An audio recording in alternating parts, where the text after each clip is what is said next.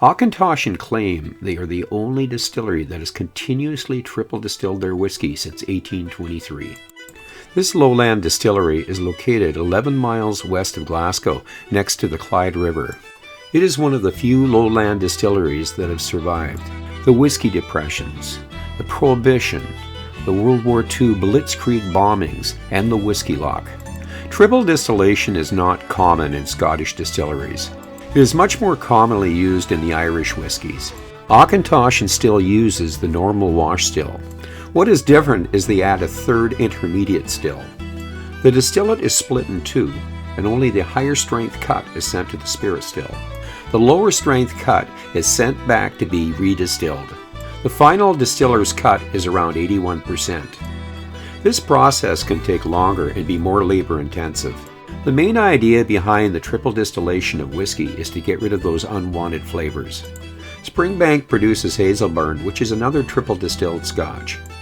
Ben Riach and Ben Romanek do some triple distilled bottlings. I've always looked at Auchentoshan as an Irish distillery in Scotland.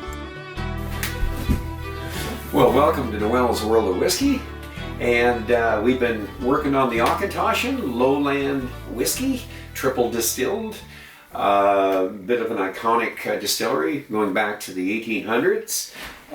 We're going to now go after one of the stronger players. I did mention when I did the review, we started at the 40%. This was the 12-year-old, of course, in my bottle, because I gave the bottle away as a gift to somebody there because it was getting, it was a little below half, but I did save enough for the review there. So we have that there. And then we are going into we did of course, the 18.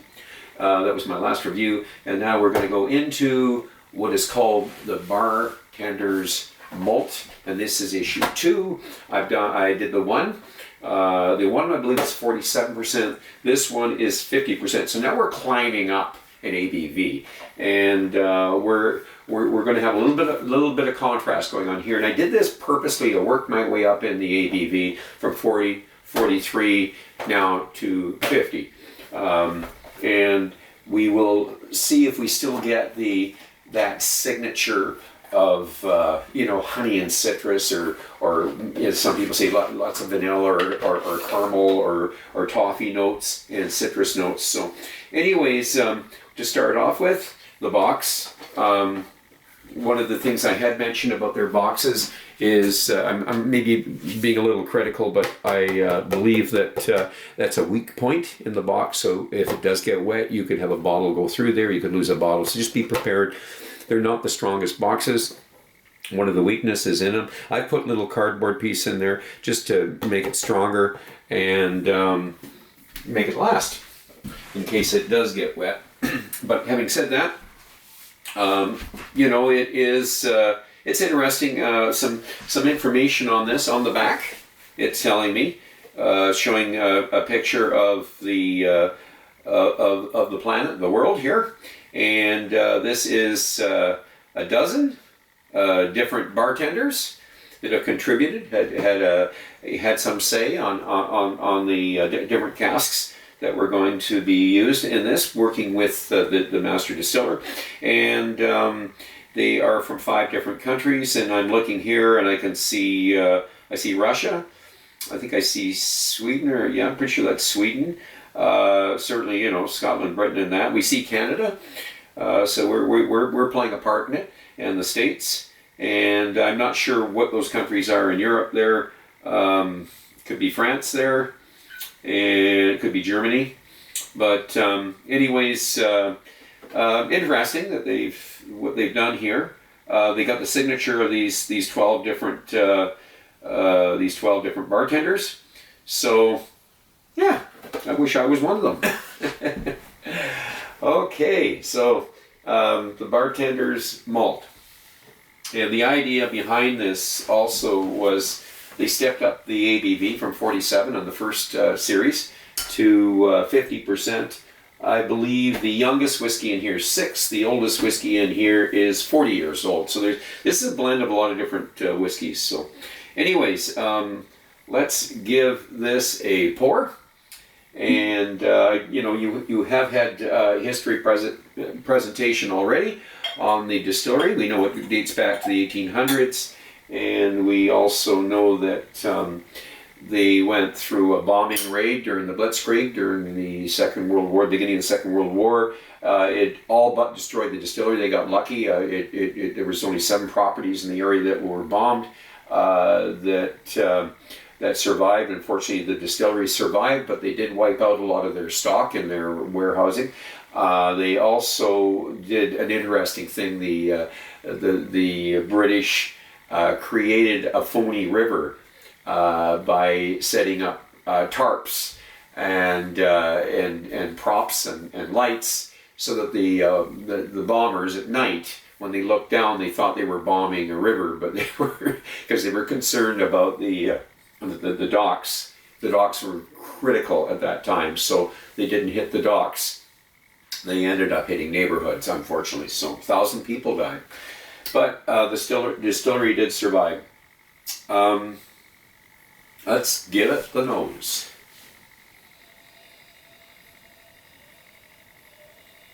So the nose, right off the bat, not quite as strong as the 18, but I find the older whiskeys do have a very prominent nose there. But I'm definitely getting lots of the honey notes. But we got to remember, this is triple distilled. This is one of the few triple distilled whiskeys. We call it an Irish whiskey distillery in Scotland. They can call themselves Scotch. Versus, I think I mentioned in the previous review, Tyrconnell is from a Irish distillery, but it is a malt, Scottish malt, in an Irish distillery which cannot call itself Scotch, and it's probably more like Scotch than this stuff is, but this can call itself Scotch because it's made in Scotland. It falls within the rules of being made in Scotland. So I think I mentioned last time orange blossom honey, but this is more of a it's more of a buckwheat honey. It's honey. It's citrus. It's got some more the malt and the grain. And just a touch. I'm just getting a touch of the berries coming through here. And the citrus notes certainly are there. Now we're going to get right into the palate on this one here. Make this a little bit faster review. The palate slash.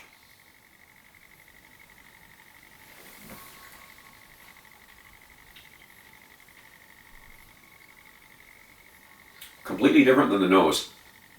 Lots of spice. The spices are really coming through. So we're now getting some of the hotter spices. Tobacco. We're getting, I'm going to say, some nutmeg. The white pepper. Some ginger. And the sweetness, the honey notes and all that. I think I called it right. I think the buckwheat. Maybe even a bit of alfalfa honey. Bit of the wood, getting a wee bit of the wood, malt, cereal notes, and the citrus is starting to play, and grapefruit for sure. Yeah. Getting a good coating on the tongue, and this is a closer to a lot of the scotches that I do a review on, because this one here is it is a triple distilled whiskey, but because of the strength, the 50%, and this is the strongest Auchentoshan I've had. It's got some body to it. Not that the 18 didn't have body. The 18 had body as well, but this one's leaving more of a coating on the tongue. Now we started with the 12. It was hardly noticeable coating on the tongue. I noticed the 18, we did start to get that coating, kind of a velvet coating, and this has got a definite coating it leaves in the mouth and the tongue and that. I'm going to just top that one up there a little bit.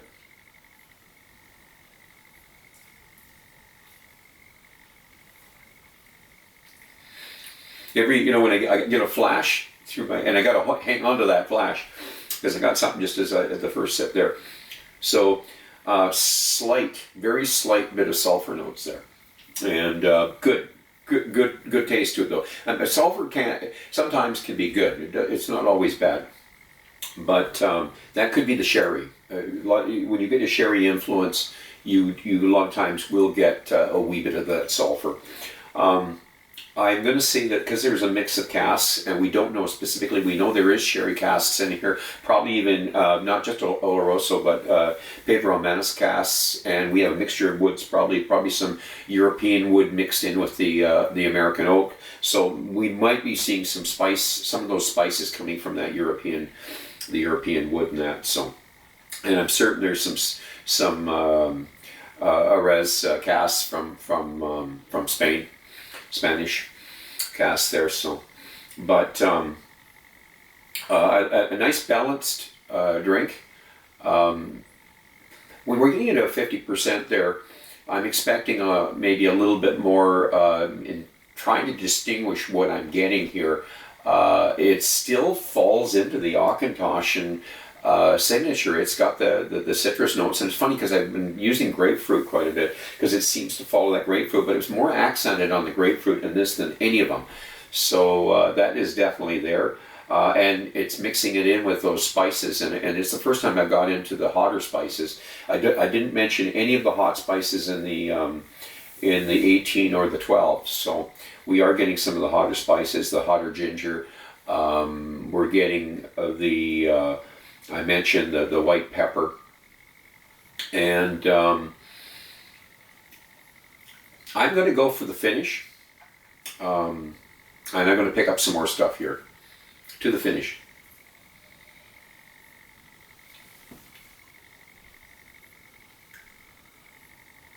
See, now I'm getting a wee bit of licorice. So I'm getting a licorice notes thrown in there now, and that was another one of the flash things I missed. I missed it the first time around. So we're going to add that on to the sweeter notes, the honey.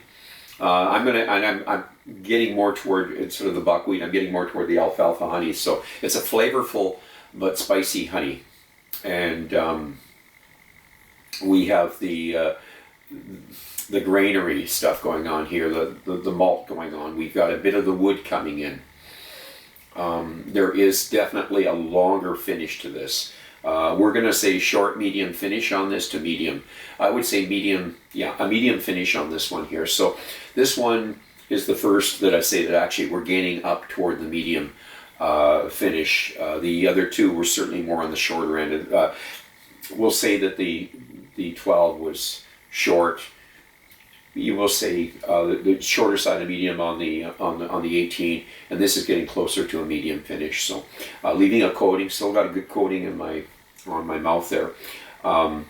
Nice, because it gives you more time to play with the notes, the flavor notes, and that. And this is a very interesting one. You can see I've spent a little more time probably on this than I did on the 18. I keep going back to this. I like it. This one here, we can actually add some water. And we're going to do that. So let's get into the water. So this is the first one. You notice the 18, when I did the review on the 18, I did not touch water on it.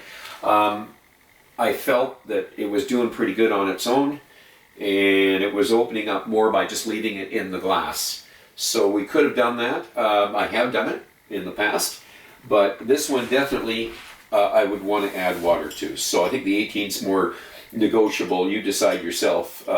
But this one here, I really believe that it likes a little bit of water. So we give it a little bit of water. A few drops.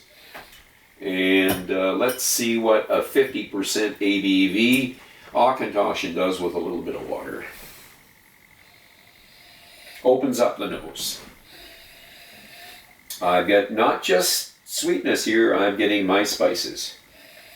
But we're now wandering away from the hot spices. The cooking spices are going more toward baking spices now. And the ginger is more of a sweet ginger, it's not the hot ginger. The grapefruit, probably more citrusy or orange. orange chocolate. Yeah, maybe even an orange dark chocolate. Slight bit of tobacco in the background. Even a wee bit of coffee notes, and that's what I missed. I think that was one of the flashes I missed. So I think the coffee was there earlier. I just was trying to identify it. But this is part of the fun, is just exploring, eh? So the palate.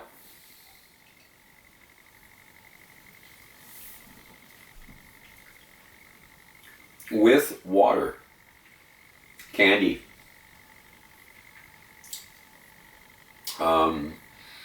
The orange, dark chocolate, and I'm going to stay with the coffee notes, but more of a latte. There's a creaminess that just happened to it, you know.